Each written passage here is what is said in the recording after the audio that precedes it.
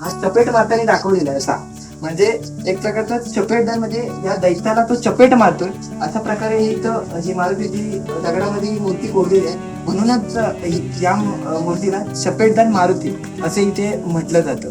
जय शिवराय मित्रांनो, आता आपण बघितलं तर तिकोणा किल्ल्याच्या महादरवाजावर आलो आहोत. हा आहे पहिला दरवाजा, आणि ते पहिला दरवाजा जर पहिल्या दरवाजाचं स्ट्रक्चर जर बघितलं तर नेहमीप्रमाणे आपल्याला हा जुन्याकालीन दरवाजा नाहीये.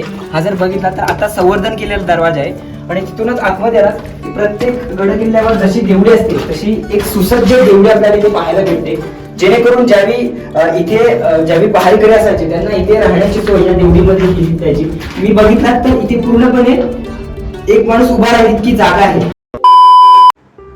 पारतंत्र्याचा अंधकार दूर करून महाराष्ट्राच्या क्षितिजावर स्वातंत्र्याचा भगवा फडकवणारे अखंड हिंदुस्थानचे आराध्यदैवत म्हणजेच छत्रपती शिवाजी महाराज, आणि त्यांचे गडकिल्ले म्हणजे आमचा ध्यासच. छत्रपती शिवाजी महाराज आणि शिवरायांनी स्थापन केलेले हे स्वराज्य, ज्या स्वराज्याच्या रक्षणासाठी मावळ्यांच्या खांद्यावर खांदा देत अगदी ताकदीने उभे राहिलेले ते म्हणजे स्वराज्यातील गडकिल्ले.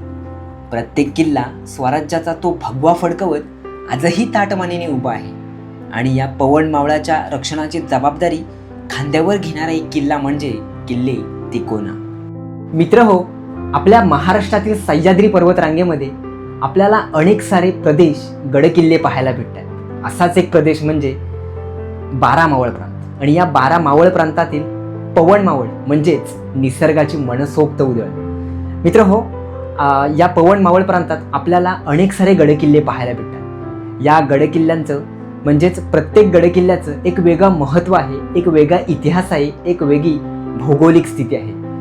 मित्रांनो, जर या पवन मावळ प्रांतातील अनेक गडकिल्ल्यांचा आपण विचार केला तर किल्ले लोहगड, किल्ले विसापूर आणि किल्ले तुंगनंतर आपलं सर्वांचं मन वेधून घेणारा आणि गिर्यारोहकांच्या मनावर राज्य करणारा गिरिदुर्ग म्हणजे किल्ले तिकोणा.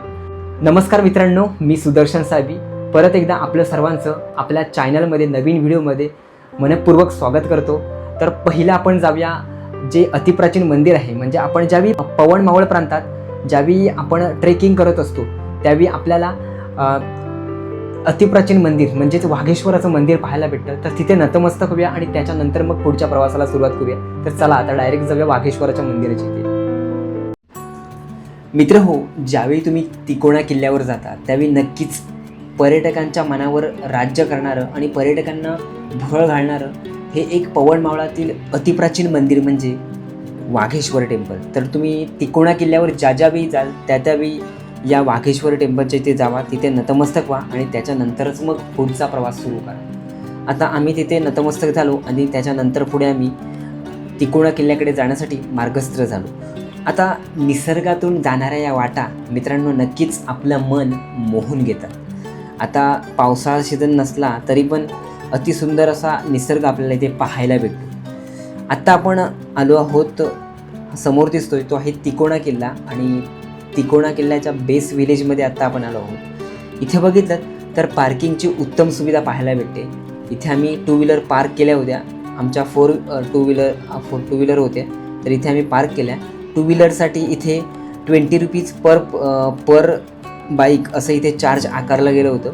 जर तुमचं 4 व्हीलर असेल तर इथे 4 व्हीलर सध्या आम्ही विचारपूस नाही केली, पण 4 व्हीलरसाठी मॅक्झिमम 50 रुपये पर 4 व्हीलर असं चार्जेस असेल. तिथूनच तुम्ही पुढे आलात की गडाकडे जाणारा मार्ग आपल्याला इथे पाहायला भेटतो. तर इथून आपली ट्रेकिंगची सुरुवात होते, आणि अतिशय सोपा ट्रेकिंग तिकोणा किल्ल्याचा म्हणता येईल. जस्ट 1 तासात तुम्ही गडावर पोचाल. तर आता पुढे बघूच आपण. जस्ट 2 मिनिटाच्या अंतरावर तुम्ही ट्रेकिंग करत आलात की पुढे आपल्याला इथे मेट पाहायला भेटतं.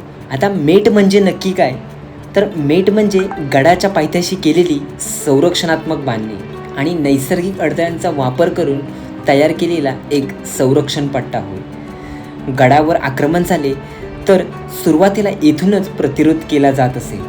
छत्रपती शिवाजी महाराजांनी बांधलेल्या अनेक गडकिल्ल्यामध्ये ही रचना आपल्याला पाहायला भेटते, जी शत्रूंना रोखण्यासाठी अत्यंत प्रभावी होती.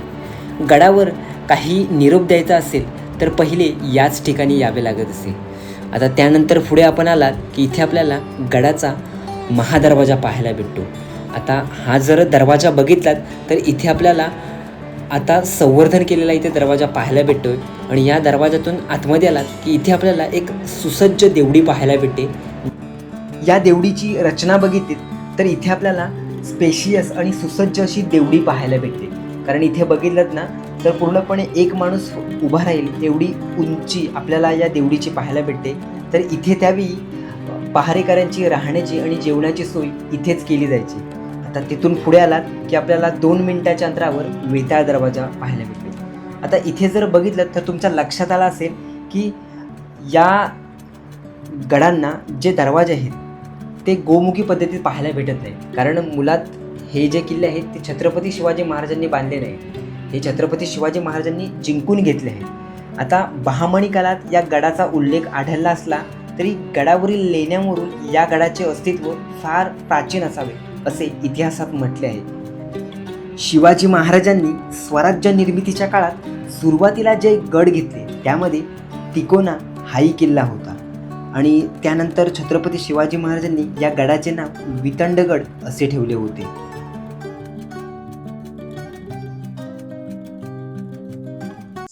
मित्रांनो, जस्ट तुम्ही 15 मिनिटाच्या अंतरावर पुढे आल्यानंतर आपल्याला इथे मारुतीचं मूर्ती पाहायला भेटते. ऍक्च्युली आपण कोणत्याही गडावर गेलात तरी आपल्याला गडाच्या महादरवाजाच्या अगोदर आपल्याला मारुतीची मूर्ती, हनुमानाची मूर्ती पाहायला भेटते. आता ऍक्च्युली प्रत्येक गडकिल्ल्यावर हनुमानाची मूर्ती आपल्याला का पाहायला भेटते याचं पण कारण आहे. कारण शिवकालात आणि आजही आपण हनुमान म्हटलं की एक शक्तीचं, रक्षणाचं आणि एक ऊर्जा देण्यासाठी एक महत्वाचं एक स्थान म्हटलं जातं. त्याच्यासाठीच मेन ज्यावेळी एखादा शत्रू, ज्यावेळी आपले मराठी मावळे गडावर येत असतात त्यावेळी प्रत्येक वेळी ज्यावेळी जातील त्यावेळी तिथे दर्शन घेऊन त्यांच्यामध्ये एक वेगळीच ऊर्जा निर्माण व्हावी आणि त्यानंतर मग पुढचं कामकाजाला सुरुवात व्हावी यासाठी प्रत्येक गडकिल्ल्यावर आपल्याला मारुतीची मूर्ती पाहायला भेटते. आणि इथे आपल्याला चपेटदान मारुती आपल्याला पाहायला भेटते. याचं कारण का, इथे बघितलं तर हा मारुती आहे, मारुतीचं स्ट्रक्चर बघितलं त्या मूर्तीचं, इथे जो खाली आहे तो पूर्णपणे हा दैत्य आहे आणि वरती मारुतीचा जो हात आहे हा चपेट मारताना दाखवलेला आहे असा. म्हणजे एक प्रकारचा चपेटदान, म्हणजे या दैत्याला तो चपेट मारतोय अशा प्रकारे ही मारुतीची दगडामध्ये मूर्ती कोरलेली आहे. म्हणूनच या मूर्तीला चपेटदान मारुती असे इथे म्हटलं जातं. तर चला आता आपण पुढे जाऊया. 2 मिनिटं पुढे चालत आलात की इथे आपल्याला काही वाड्याचे अवशेष पाहायला भेटतात. परंतु अक्षरशः इथे बिकट अवस्था पाहायला भेटते. कारण इथे आपल्याला काहीच वाड्याचे अवशेष पाहायला भेटत नाहीत.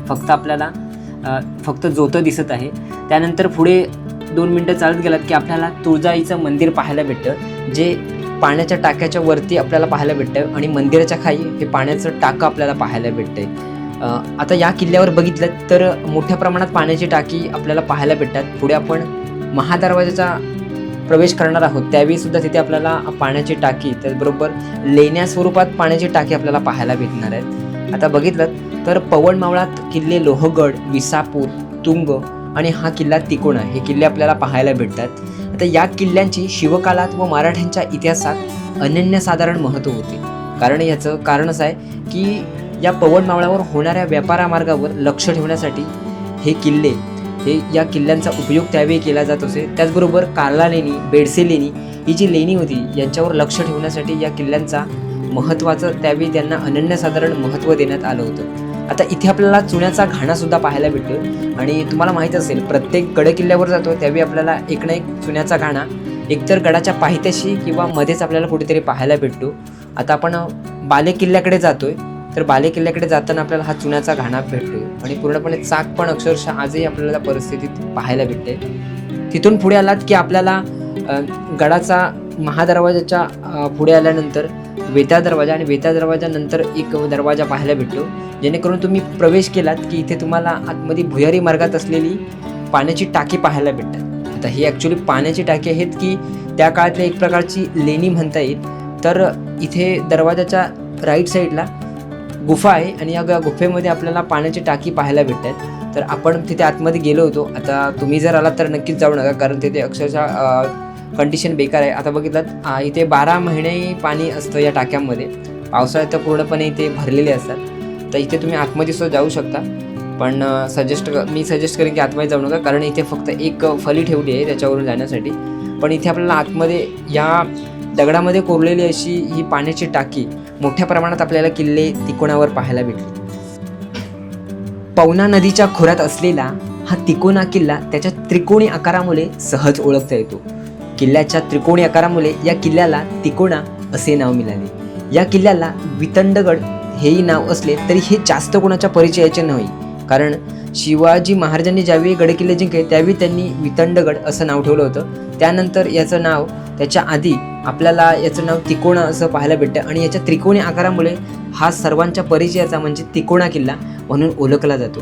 आता तुम्ही तिथून सरळ वरती आलात की इथे आपल्याला गडाचा मुख्य दरवाजा म्हणजेच वेता दरवाजा, नंतर पुढे एक दरवाजा भेटतो, त्याच्यानंतर एक पुढे दरवाजा भेटतो. हा गडाचा शेवटचा दरवाजा असणार आहे. आणि इथून आतमध्ये गेलात तर आतमध्ये आपल्याला गडावर बाले किल्ल्याकडे जाणारा मार्ग पाहायला भेटतो. आणि बाले किल्ल्याकडे गेलात आपण की आपल्याला पूर्णपणे सुंदर असा वरून व्ह्यू पाहायला भेटतो. तो आपण नक्कीच पुढे बघणार आहोत. तोपर्यंत व्हिडिओमध्ये नक्कीच राहा, कारण आपल्याला पुढे वरती बाले किल्ल्यावर जो सुंदर व्ह्यू दिसतोय पवन मावळाचा, तो सुंदर व्ह्यू आपण कॅप्चर केला आहे आपल्या व्हिडिओमध्ये. आता इथे बघितलात तर हे त्यावेळेचं प्राचीन बांधकाम आजही आपल्याला सुस्थितीत पाहायला भेटतं. ही एक चांगली बाब आहे, कारण भरपूर अशा आपण अपरिचित गडकिल्ल्यांना ज्यावेळी भेट देतो त्यावेळी आपल्याला बांधकाम कोणत्याही परिस्थितीत पाहायला भेटत नाही. म्हणजे अक्षरशः बिकट अवस्था आपल्याला पाहायला भेटते यांच्या तटबंदीची. परंतु इथे आपल्याला सुस्थितीत काही दरवाजे पाहायला भेटतात, तटबंदी पाहायला भेटतात. ही एक चांगली गोष्ट आहे शिवप्रेमींसाठी. आता इथे तुम्ही ज्यावेळी पुढच्या दरवाज्यातून आतमध्ये येता त्यावेळी इथे सुद्धा आपल्याला पाण्याचं टाका पाहायला भेटते. अगदी दगडामध्ये कोरलेली ही पाण्याची टाकी पाहायला भेटते. आता मोस्टली आपण प्रत्येक गडकिल्ल्यावर जातो त्यावेळी आपल्याला गिरिदुर्ग प्रकारामध्ये पाण्याची टाकी पाहायला भेटतात, परंतु अशा त्रिकोणी किल्ल्यामध्ये ज्याच्या रुंदी जास्त नाही आहे आणि त्याच्यामध्ये ही दगडामध्ये कोरलेली ही पूर्णपणे पाण्याची टाकी आहे. ती पाण्याची टाकी आपल्याला इथे मोठ्या प्रमाणात पाहायला भेटतात. तर ही त्यावेळी गडकिल्ल्यांवर ज्यावेळी वास्तव होतं त्यावेळी इथे या पाण्याची टाकी पिण्याच्या पाण्यासाठी वापरला जात होतं. आता त्याच्यानंतर पुढे आलात की इथे आपल्याला सरळ वरून बाले किल्ल्याकडे जाणारा हा मार्ग भेटतो. इथे एक दरवाजा भेटतो. तर या दरवाजातून सरळ वरती गेलात की पुढे आपल्याला तिकोणेश्वर म्हणजे वितंडगडेश्वर मंदिर पाहायला भेटतं. जेणेकरून आता आपण जाऊया तिथे महादेवाची मूर्ती आहे, परत नंदी आहेत, महादेवाची मूर्ती, त्याचबरोबर पिंड आहे. तर तिथे आपण नतमस्तक होऊया आणि त्याच्यानंतर मग बाले किल्ल्याकडे रवाना होऊया. मित्रांनो, या किल्ल्याचा जर इतिहास बघितलात तर सुंदर असा इतिहास या किल्ल्याला लाभलाच आहे. कारण छत्रपती शिवाजी महाराजांनी हा किल्ला जरी बांधला नसता तरी या किल्ल्यावर त्यांनी जिंकून आपल्या स्वराज्यात घेतला होता. आणि त्यानंतर सुद्धा काही बांधकाम आपल्याला इथे शिवकाळातलं बांधकाम काही पाहायला भेटतं. आता जर बघितलं तिकोना किल्ल्याच्या इतिहासाबद्दल तर सांगायचं झालं तर तिकोना किल्ल्याचा उपयोग हा त्यावेळी पवन मावळावर परिसरावर लक्ष ठेवण्यासाठी केला जात होता. आता त्यावेळी बहामनी काळात या गडाचा उल्लेख जरी आढळत नसला तरी गडावरील लेण्यांवरून या गडांचे अस्तित्व फार प्राचीन असावे असं इतिहासकारांचं म्हणणं आहे. आता इथे आपल्याला कार्ला लेणी व बेडसे लेण्या जवळपास पाहायला भेटतात. तर या कार्ला लेणी आणि बेडसे लेणी या लेण्यांवर लक्ष ठेवण्यासाठी हा किल्ला बांधला असावा हा एक सारांश इतिहासकारांनी आपल्याला पाहायला भेटतो. आता छत्रपती शिवाजी महाराजांनी स्वराज्य निर्मितीच्या काळात सुरुवातीला जे गड घेतले त्यामध्ये तिकोना हा किल्ला होता. तर छत्रपती शिवाजी महाराजांनी त्यानंतर या गडाचे नाव वितंडगड असे ठेवले. पुढे पुरंदरचा तहात राजा जयसिंगला जे 23 किल्ले दिले गेले होते त्यात तिकोना हा किल्ला सुद्धा होता. आता त्यानंतर औरंगजेबाने दक्षिण स्वारीत मुघलांनी पुन्हा किल्ला हा जिंकला व त्याचं नाव अमनगड असे ठेवले होते. म्हणजे या किल्ल्याला जर बघितलं तर 3 नावं आपल्याला पाहायला भेटतात. एक म्हणजे किल्ले तिकोणा जे सर्वांच्या परिचयाचे आहे, त्यानंतर वितंडगड आणि त्यानंतर अमनगड अशी 3 नावं आपल्याला पाहायला भेटतात. आता जर बघितलं तर आता सध्या परिचयाचं नाव म्हणजे तिकोना किल्ला आहे. इथे आपल्याला तिकोणेश्वर मंदिरा म्हणजे वितंडेश्वर मंदिरामध्ये आपल्याला मी बोललो होतो की महादेवाची मूर्ती नाही, इथे आपल्याला शिवरायांची मूर्ती पाहायला भेटते आणि नंदी तर पाहायला भेटतोय. आणि पुढे आपल्याला पूर्णपणे एक मूर्ती पाहायला भेटते छत्रपती शिवरायांची, त्याच्याबरोबर खाली पिंड आहे. आणि बाहेर जर बघितलं तर बाहेरसुद्धा आपल्याला एक मोठी पिंड पाहायला भेटते आणि त्याच्याच बाजूला नंदीसुद्धा पाहायला भेटत आहेत. परंतु ह्याच्यामध्ये तुम्ही जर ऑब्झर्वेशन केलं तर या नंदींचा आहे ना नंदींची मान पूर्ण छाटलेली आहे. आता हा एक वेगळा पार्ट आहे, आपण ह्याच्यावर डिस्कस नंतर करू. आता तिथेच खाली आलात ना की इथे आपल्याला परत या भुयारी मार्गात आपल्याला खाली हे पाण्याचं टाकं असावं असं याच्या स्थापत्यकलेवरून तरी वाटत आहे, नाहीतर ही लेण्यांच्या प्रकारामध्ये मोडत असेल मे बी. आता हे जे भुयारी मार्ग आहे, ह्या भुयारी मार्गाच्या वरती आपल्याला हे तिकोणेश्वर म्हणजे वितंडेश्वर मंदिर पाहायला भेटतं आहे. आता त्यावेळी अशी ॲडव्हान्स इंजिनिअरिंगची कलाकृती ही त्यावेळीसुद्धा होती, असं नाही. जरी तुम्ही 400 वर्षापूर्वी 350 वर्षापूर्वी जरी मागे गेलात तरी त्यावेळी ॲडव्हान्स इंजिनिअरिंग आपण प्रत्येक गडकिल्ल्यावर बघितलेली आहे. त्यामुळे आताची ॲडव्हान्स इंजिनिअरिंग आणि त्यावेळची ॲडव्हान्स इंजिनिअरिंग याच्यामध्ये किती फरक आहे हे आपल्याला नक्कीच आता समजतं, ज्या नवीन जे न्यूज येतात आपल्याला त्याच्यावरूनच. आता तुम्ही रायगडावर जर बघितलं तर रायगडाचं बांधकाम चालू आहे, परंतु काही दिवसांपूर्वी बघितलं तर अनेक व्हायरल व्हिडिओज आहेत त्याच्यामध्ये हे बांधकाम सध्या परत पूर्णपणे विस्तृत होत आहे, पूर्णपणे त्या तटबंदी परत ढासळत आहेत.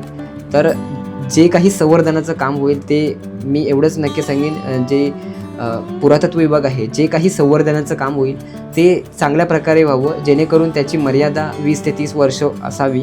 कारण परत निधी निर्माण करून त्यामध्ये परत बदल करायला त्याच्यामध्ये भरपूर वर्ष जातात. त्यामुळे जेही संवर्धनाचं काम होईल ते संवर्धनाचं काम त्या निधीनुसार तिथल्या तटबंदीनुसार एकदम भक्कम झालं पाहिजे. हीच फक्त शिवप्रेमींची शिवभक्तांची ही एक आशा आहे. कारण नक्कीच मित्रांनो, शिवभक्त असतात, शिवप्रेमी असतात. आपण गडकिल्ल्यांना भेट देत असतो मोठ्या प्रमाणात. आपण असं नाही म्हणत, निधीसुद्धा आपण देत असतो. रायगडावर गेलात, कोणत्या सिंहगडावर गेलात, आपल्याकडून निधी घेतला जातो. आता तो 5 रुपये 25 रुपयाचा निधी जरी तो प्रत्येक पर पर्सन जर झाला तर त्याची निधी एकत्र करून जे गडाचं संवर्धनाचं काम आहे ते जे काम आहे ते त्या प्रमाणात झालं पाहिजे, एवढीच पुरातत्व विभागाला माझी विनंती आहे. आता जर इथे बघितलं, आता आपण बालेकिल्ल्यावर आलो आहोत आणि हा बालेकिल्ल्याचा सुंदरसा व्ह्यू आपल्याला पाहायला भेटतोय. आता जर बघितलं ना, हा पूर्णपणे आपल्याला सूर्योदय पाहायला भेटतोय आणि गडाच्या आपण पूर्णपणे बालेकिल्ल्यावर नाही, तो समोर दिसतोय तो बालेकिल्ला आहे. आता आपण हा गडाचा एक बुरुज आहे, या गडाचा बुरुजाच्या इथे आपण आलो आहोत आणि या बुरुजावरून सुंदर असा पवन मावळातला हा दृश्य आपण आपल्या व्हिडिओमध्ये कॅप्चर केला आहे. मित्र हो, गडाचे दरवाजे सकाळी 5 वाजता ओपन होतात आणि संध्याकाळी 5 ते 6च्या दरम्यान बंद होतात. तर तुम्ही गडावर कॅम्पिंग करण्यासाठी जात असाल तर गडावर राहण्यास किंवा तिथे स्टे करण्यास पूर्णपणे मनाई आहे. तुम्ही गडाच्या पायथ्याशी, गडाच्या बेस व्हॅलीला तुम्ही कॅम्पिंग करू शकता किंवा पवनमावळ म्हटलं की पवनमावळात अनेक सारे रिसॉर्ट किंवा तुम्ही नदीच्या बाजूला कॅम्पिंग करू शकता. इथे आम्ही सकाळी लवकर आलो होतो, त्यामुळे सकाळी लवकर येऊन आम्ही हा व्ह्यू पाहण्यासाठी वरती टेंट लावले होते आणि जर बघितलात तर सुंदर असा व्ह्यू आपल्याला पाहायला भेटतो. तर पुढे मिळू अशा आगळ्या वेगळ्या ब्लॉगमध्ये. जय शिवराय, जय शिवराय.